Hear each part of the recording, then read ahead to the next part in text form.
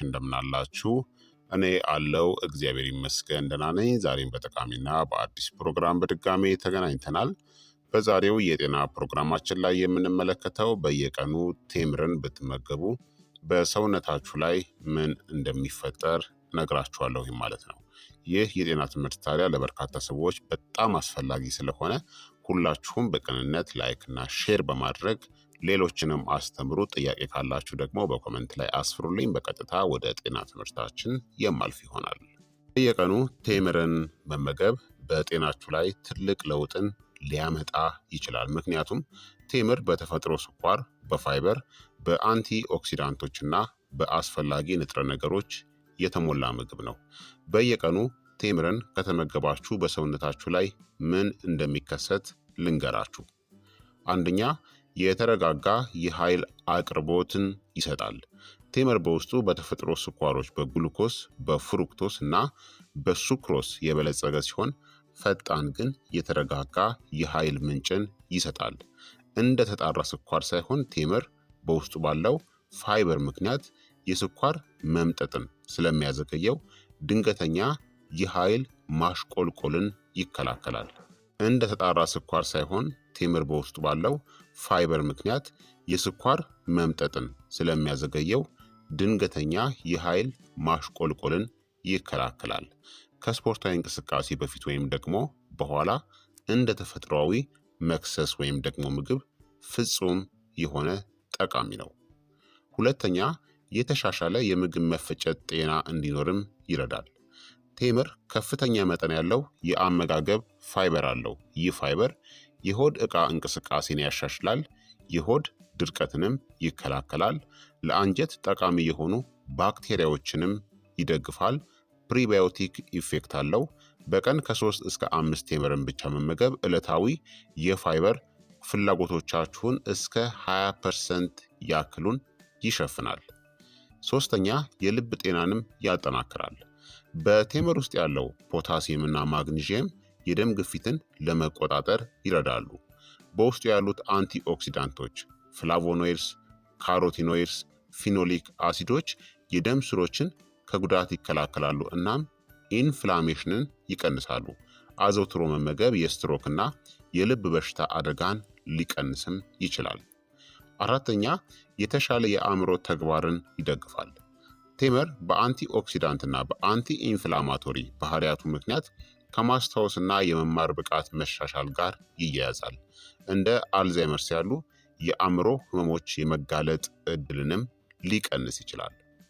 አምስተኛ፣ የአጥንት ጥንካሬንም ይጨምራል። ቴምር ካልሲየም፣ ፎስፈረስ፣ ፖታሲየም፣ ማግኒዥየም እና ቫይታሚን ኬንም ይዟል። እነዚህ ንጥረ ነገሮች አጥንትን ያጠናክራሉ እንዲሁም የአጥንት መሳሳትን ወይም ደግሞ የኦስቲዮፖሮሲስ አደጋንም ሊቀንሱ ይችላሉ። ስድስተኛ፣ ተፈጥሯዊ የደም ስኳር ድጋፍንም ይሰጣል፣ በመጠኑ ከተወሰደ ማለት ነው። ቴምር ጣፋጭ ቢሆንም በውስጡ ያለው ፋይበር እና አንቲኦክሲዳንቶች የደም ስኳርን ለመቆጣጠር ይረዳል። ዝቅተኛ ወይም ደግሞ መካከለኛ የግሉኮስ መጠን አለው። ስለዚህ ጤናማ በሆኑ ሰዎች ላይ መጠነኛ ዕለታዊ ፍጆታ ወይም ደግሞ አጠቃቀም ከፍተኛ የስኳር መጠን መጨመርን አያስከትልም። ከተጣራ ስኳር ጥሩ ተፈጥሯዊ የሆነ አማራጭ ነው፣ ግን ጤናማ ለሆኑ ሰዎች ነው። ሰባተኛ፣ ለሆርሞን እናም ለመራቢያ ጤናም ይጠቅማል። ቴምር የመራባትና የእርግዝና ጤናን ለመደገፍ በባህላዊ መንገድ ጥቅም ላይም ይውላል። በቫይታሚን ቢ6፣ በማግኒዥየም፣ በብረት ወይም ደግሞ በአይረን የበለጸገ በመሆኑ የሆርሞን ሚዛንንም ያሳድጋል። በእርግዝና መጨረሻ ላይ ደግሞ ቴምርን መመገብ የማህፀን ጫፍ እንዲከፈት በመርዳት ቀላል ምጥ እንዲኖርም አስተዋጽኦ ያደርጋል። ስምንተኛ፣ ለቆዳ ጤና እናም ለእርጅና መከላከያም ጥቅም አለው።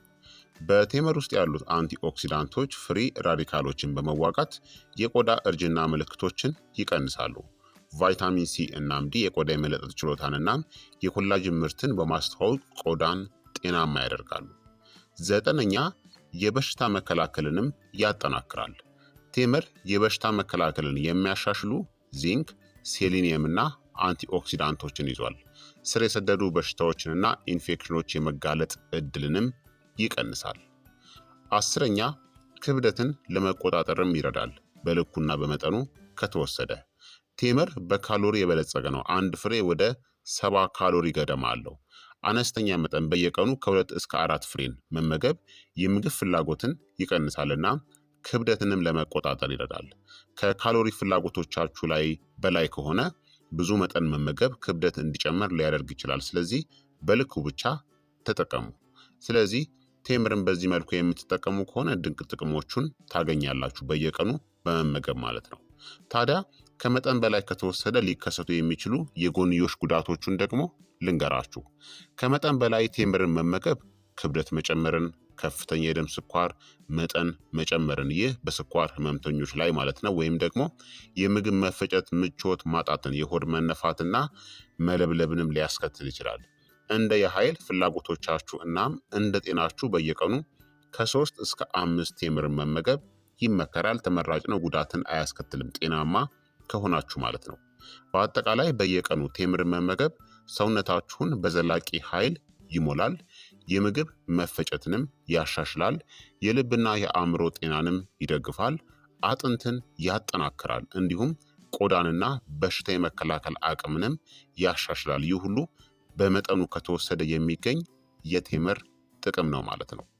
ታዲያ ቴምር በጣም ጠቃሚ ምግብ ቢሆንም በተፈጥሮ ከፍተኛ የስኳር፣ የካሎሪ እና የፋይበር ይዘት ስላለው አንዳንድ ሰዎች መጠናቸውን መገደብ ወይም ደግሞ በጥንቃቄ ሊጠቀሙበት ይገባል ማለት ነው። እነዚህም አንደኛ የስኳር ወይም ደግሞ የስኳር በሽታ በፊት ከፍተኛ ደረጃ ላይ ያለ ማለትም ፕሪዲያቤቲክ ላይ ቅድመ የስኳር በሽታ ላይ ያሉ ሰዎች ናቸው። እናም የስኳር በሽታ ያለባቸው ሰዎች ምክንያቱም ቴምር ከፍተኛ የተፈጥሮ የስኳር ይዘት አለው፣ በተለይም ግሉኮስና ፍሩክቶስ። ምንም እንኳን ግላይሲሚክ ኢንዴክሱ መጠኑ መካከለኛ ቢሆንም ከመጠን በላይ መብላት ግን የደም ስኳር መጠንን በፍጥነት ሊጨምረው ይችላል። በጥቂት መጠን በአንድ ጊዜ ከ1 እስከ 2 ቴምርን መመገብ እናም ከፕሮቲን ወይም ደግሞ ከጤናማ ቅባቶች እንደ ለውዝ፣ እርጎ ጋር ማጣመር ይመረጣል ማለት ነው። ሁለተኛ ደግሞ ክብደት ለመቀነስ የሚሞክሩ ሰዎች ናቸው። ቴምር ከፍተኛ የካሎሪ ይዘት አለው። አንድ ቴምር ወደ 70 ካሎሪ ገደማን ይይዛል። ከመጠን በላይ መብላት ተጨማሪ ካሎሪ እንዲገነባ በማድረግ የክብደት መቀነስ ሂደትን ሊያደናቅፈው ይችላል። ሶስተኛ የአንጀት ችግር እንደ IBS እንደ ኢሪቴብል ባወር ሲንድሮም ወይም ደግሞ ስሜታዊ ወይም ሴንሲቲቭ የሆነ የምግብ መፈጨት ችግር ያለባቸው ሰዎች ናቸው። ቴምር በፋይበር እና በሶርቢቶል የስኳር አልኮል የበለጸገ ሲሆን ይህም ስሜታዊ በሆኑ ግለሰቦች ላይ የሆድ መነፋት፣ ጋዝ ወይም ደግሞ ተቅማጥን ሊያስከትል ይችላል። የአንጀት ችግር ያለባቸው ሰዎች መጠኑን መገደብ ወይም ደግሞ ሙሉ ለሙሉ መተውም ሊኖርባቸው ይችላል። አራተኛ የኩላሊት በሽታ ያለባቸው ሰዎች ናቸው። ቴምር ከፍተኛ የፖታሲየም መጠን አለው። የኩላሊት በሽታ ከፍተኛ ደረጃ ላይ ሲደርስ ከመጠን በላይ የሆነ ፖታሲየም አደገኛ ሊሆን ስለሚችል አወሳሰዱ መገደብ ወይም መመጠን ይኖርበታል ማለት ነው። አምስተኛ አለርጂ ያለባቸው ሰዎች ናቸው። ይህ አልፎ አልፎ የሚከሰት ነው። የቴምር አለርጂ ከስንት አንድ ጊዜ የሚከሰት ነው በአንዳንድ ሰዎች ላይ ማለት ነው። ታዲያ አልፎ አልፎ ቢሆንም አንዳንድ ሰዎች የቴምር ፍራፍሬ ለሆኑ አለርጂ ወይም ደግሞ ከሌሎች ፍራፍሬዎች እንደ የአበባ ዱቄት አለርጂ ጋር ተያያዥነት ያለው የአለርጂ ችግር ሊኖርባቸው ይችላል። ስለዚህ ለቴምር አለርጂ ከሆናችሁ ማስወገድ ያስፈልጋል ማለት ነው። በአጠቃላይ ጤናማ ሰዎች በተመጣጠነ ምግብ ውስጥ በቀን ከ3 እስከ 6 ቴምርን ቢመገቡ ይችላሉ። በተለይ የአካል ብቃት እንቅስቃሴን የሚያደርጉ ሰዎች። የስኳር በሽታ፣ የኩላሊት ችግር ወይም ደግሞ የምግብ መፈጨት ችግር ካለባችሁ ግን ደህንነቱ የተጠበቀ መጠንን በተመለከተ ዶክተራችሁን ብታማክሩ መልካም ነው። በየቀኑ ከ2 እስከ 4 እስከ 5 ቴምርን መመገብ ተመራጭ ነው። ምንም ችግር የለውም። እንዳልኳችሁ እንቅስቃሴ የምታደርጉ ከሆናችሁና ንቁ ከሆናችሁ ወይም ተጨማሪ ኃይልን ከፈለጋችሁ በቀን እስከ 6 ፍሬም መመገብ ትችላላችሁ። ምንም የጤና ችግርን ሳያስከትልባችሁ ሙሉ በሙሉ ጤናማ ከሆናችሁና እንቅስቃሴ የምታደርጉ ከሆነ ማለት ነው። የስኳር መጠን መጨመርን ለመከላከል ደግሞ ቴምርን ከፕሮቲን ወይም ደግሞ ከጤናማ ስብ ጋር አዋህዳችሁ ተመገቡ። ለምሳሌ ቴምርን ከለውዝ፣ ከእርጎ፣ ከእንቁላል ጋር ቀላቅላችሁ ብትመገቡ ተመራጭ ነው። የደም ስኳር መጨመርን በአንዴ ከፍ ያደርገውም ያዘገየዋል ማለት ነው የምግብ መፈጨትን። እንዳይሰለቻችሁ ደግሞ አመጋገባችሁን ቀይራችሁ ተመገቡ። ስለዚህ ክቡራትና ክቡራን ተመልካቾቼ የዛሬው የጤና ትምህርት እንግዲህ ይህንን ይመስል ነበረ። እንደተማራችሁበት ተስፋ አደርጋለሁኝ። ሀሳብ አስተያየታችሁም አይለኝ ይላለው። ይህ የጤና ትምህርት ለበርካታ ሰዎች እንዲደርስ ሁላችሁም በቅንነት ላይክ እና ሼር ማድረጋችሁን አትዘንጉ። ጥያቄ ካላችሁ በኮመንት ላይ አስፍሩልኝ። በቀጣይ የጤና ትምህርት እስከምንገናኝ እኔንም እናንተንም ቸር ያቆየን። መልካም ጊዜ፣ መልካም ቆይታ። ቻው ቻው።